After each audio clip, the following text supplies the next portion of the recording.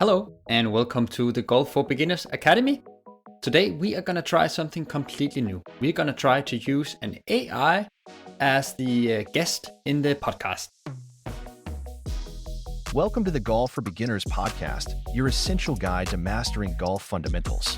Whether you're a beginner golfer or a seasoned player looking to refine the basics, join us as we teach you everything about the fundamentals of swing technique, course management, equipment, rules, and how to practice.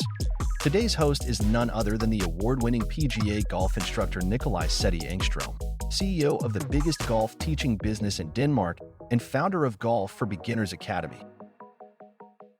Hello, and thank you for having me on the podcast. I'm thrilled to be here as your virtual guest.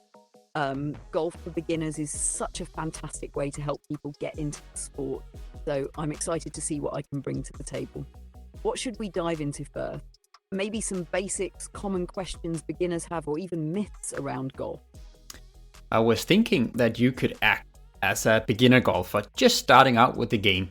And then you should ask me some questions, common questions that beginner golfers would have when they're just starting out with the game. And then I will try to explain as the golf coach. Got it. I'll put on my beginner golfer hat and dive in with some questions. Okay, so here's my first one. I keep hearing that golf is all about the swing, but honestly, I have no idea where to even start with that. What exactly should I focus on to get a decent swing as a beginner? It feels overwhelming with so many moving parts. I totally get that. It's a jungle in the beginning. I honestly would suggest that you invest some money and time in getting help from a professional golf coach that knows what he or she is doing. That is usually the make it or break it when you're new to the game of golf. If you get off to a bad start, with the basic swing technique, then your overall golf journey is just going to be so much more difficult. So I would highly recommend that you seek help from a professional, and then they will guide you in the right direction from the beginning. It is so important. That makes a lot of sense. I hadn't thought about how much a bad start with the basics could mess up everything later on. Having someone experienced to correct me and give me a solid foundation sounds like it could save a lot of frustration. Here's another question. I see people using all kinds of different clubs. As a beginner, should I be using specific clubs, or is it fine to just practice with any of them? Like, is there a starter set I should look at, or certain clubs that are easier for beginners to get comfortable with? So I think there's two sides for that question.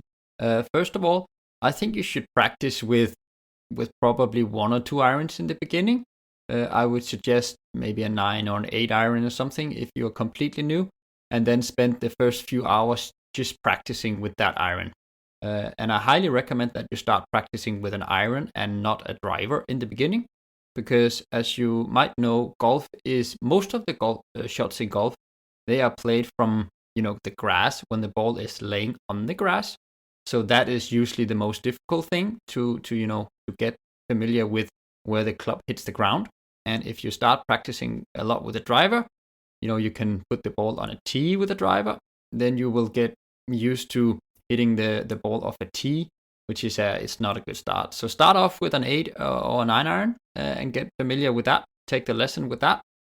And then if you wanna, you can get pretty good beginners sets where you maybe only have half a golf set.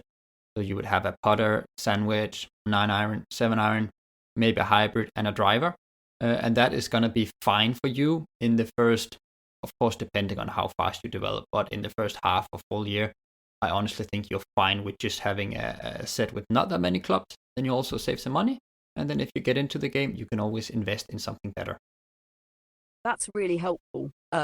I had no idea that starting with irons would actually set me up better than jumping right to a driver, right? It sounds like focusing on those ground shots with a 9 or 8 iron is key for understanding how the club interacts with the ground and the ball. And I love the idea of starting with a smaller, more affordable set. It feels a lot less intimidating than trying to handle a full bag of clubs from the beginning. Okay, so once I have a few clubs and have practiced a bit with the iron, here's something I'm curious about. When I finally get out on the course, what should I expect? Are there any beginner-friendly tips for managing nerves or not feeling out of place as a newcomer on the course? That's a very good question. So I would definitely say that I think it's very important that you, in beginning, you play with somebody that you know really well, okay? And somebody that understands that you are a beginner and that you are there to learn, okay? So don't start out playing with randoms that you don't really know too well. That will put so much pressure on your shoulders. I think it's way better if you go out, find somebody that you know that might be a little bit better at golf than you are, that can help you out with some tips. But go out and play with the mindset of that you're there to learn. Okay, so don't try and make a good score. Don't try and make a lot of points or anything. That's not why you're there. Go out and learn. Test different things out. Okay, and then when you get more comfortable on the course, then you can start trying to count your shots and actually see how many points you can make. But in the beginning, it should be all about learning. And honestly, if you play somewhere where it's allowed, then, hit an extra ball once in a while. If you hit a bad shot, but you really want to test something out, hit an extra ball.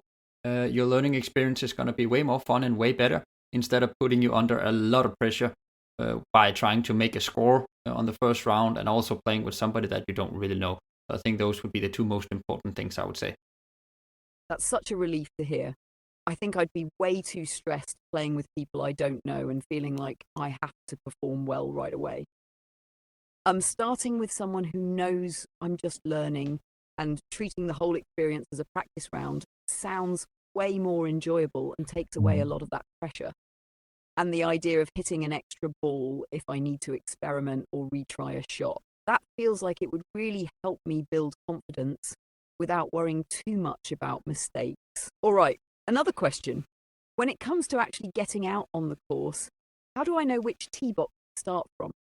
I've noticed there are different ones, but I'm not sure if beginners should always stick to a certain one. Another wonderful question. Thank you so much. So as a beginner golfer, it depends a little bit on how far you're able to hit the golf ball.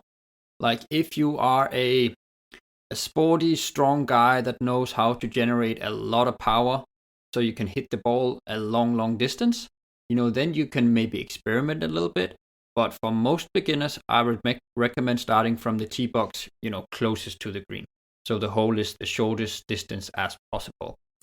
Because that's going to increase your confidence. It's going to make it more fun. So you don't have to spend too many shots actually getting on the green. I see so many beginners, a guy, he thinks he should play from the normal men's tee. Honestly, that's not really necessary in the beginning. Start up all the way in the front, get comfortable with being on the golf course and get some good experiences. And then when you feel like you have the distance, then you can slowly move, tee boxes further back. But I would always recommend from beginner starting all the way up in the front. That makes a lot of sense. Starting from the closest tee box sounds like it would make the game feel much more manageable and fun. I can imagine it would be pretty discouraging if every hole felt like a marathon just to reach the green. And yeah, I guess there's no reason to feel like I have to start from the typical men's tees or anything like that. It's comforting to know that I can just ease into it and gradually challenge myself more as I get better. All right, here's another one that's been on my mind. What about etiquette? Are there certain unwritten rules or common courtesies that beginners should know about to avoid accidentally frustrating other players? Oh yes, indeed. That's a very good question. So there is quite a lot of etiquette things that you should know when you're starting out with golf. And I would spend some time getting to know these things. So talk to a friend that's been on the golf course for a few years that kind of knows these things. That's a really good start, because otherwise you're gonna upset more skilled players. But just a few points here. I would say that the most important thing is that you do not disturb or interrupt other players when they're hitting the ball. So if somebody is getting ready, you stand quiet, you don't talk, you don't fiddle around with your glove or a bag of crisps or something that's going to make a lot of noise. Be quiet, stand still, respect, and give the other players time and quietness so they can focus on their shot. That is really, really key. Second of all, on the green, there are some unwritten rules when you walk around on the green. You should learn to figure out where the other players you're playing with, where their ball is placed on the greens. so you don't step in their line for the putting. So, when the ball rolls on the green, it rolls on a certain line, and it's not very nice if you step in that line, because that could actually change the surface a little bit. So have respect for where the other people are laying on the green. Walk around those lines or step over them. So you also show the other players that you are considering where they are, and that you show them respect. Golf is a gentleman's sport, and we really need to remember that, because that's really the spirit of the game. I get it now. It's all about respect and being mindful of others' space and concentration. Staying quiet and still when someone's hitting seems pretty straightforward, but I can see how easy it would be to forget little things like not stepping in someone's putting line. I can imagine that these small courtesies really add up and make the experience better for everyone. It's nice to think of golf as not just a sport, but also a bit of a social, respectful experience. I've got one more question on my mind. What about dealing with lost balls? I know I'll probably lose quite a few in the beginning. Are there any guidelines for looking for lost balls without holding everyone up? Yeah. So lost balls, it's always going to be a thing about in the game of golf.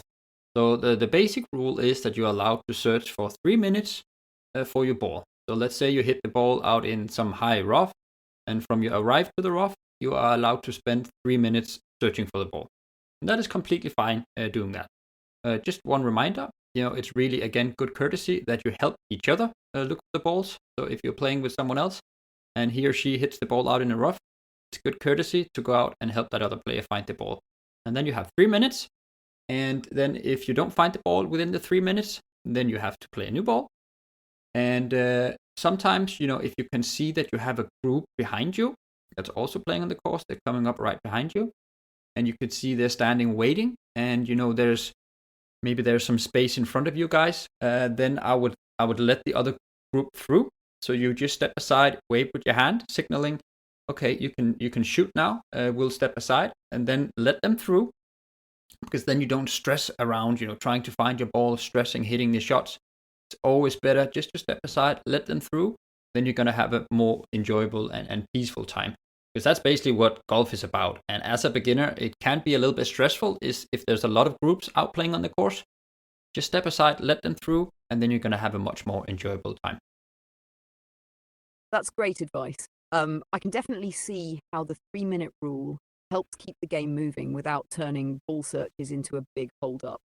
And yeah, helping each other out sounds like it could make things quicker and friendlier too, and letting faster groups play through if they're waiting behind us. That's such a smart way to keep things relaxed and avoid feeling rushed or stressed. I love that golf has these little traditions and courtesies that make it about the experience and enjoyment, not just about speed or performance. Thanks for breaking that down. It's making me feel way more prepared and a lot less nervous about stepping onto the course for the first time. I'm super happy to hear that, and I think I think we should end it here. Actually, I think you had some wonderful questions that probably a lot of beginner players they would have. So I hope that I could be helpful with providing you with some good answers, and I hope that you maybe feel a little bit more comfortable and a little bit more relaxed about starting out with golf. It is an absolutely wonderful game. If you get to know, of course, a good basic swing is always nice. You get to know the rules, get to know the etiquettes, and respect each other. I promise you're going to have a wonderful social experience on the golf course. And by that, I just want to say thank you so much for tuning in. I really hope that you enjoy this concept of me, chatting with an AI. It's kind of weird, but I hope you enjoyed it. Please send me an email if you have some feedback. I would absolutely love to hear that. Thank you so much for tuning in today. Thank you so much for having me. It's been a pleasure asking these questions and learning from you. I feel like you've really made golf seem more approachable and enjoyable, and I hope these answers help a lot of beginners feel the same way. It's been such a unique experience being the AI beginner, and I'm sure listeners will get a kick out of this format too. Thank you again, and I'm excited to see where everyone's golf journeys take them. Thank you for tuning in to another insightful episode of the Golf for Beginners podcast. We hope you found valuable tips and inspiration to enhance your golf journey. Remember, whether you're a novice or a seasoned player, there's always room for improvement. For more in-depth resources, tutorials, and a supportive community, head over to our website at golfforbeginners.academy. There, you'll find a wealth of information to elevate your game. Don't forget to subscribe, leave a review, and share this podcast with your fellow golf enthusiasts. Until next time, keep practicing, keep learning, and enjoy this lovely game.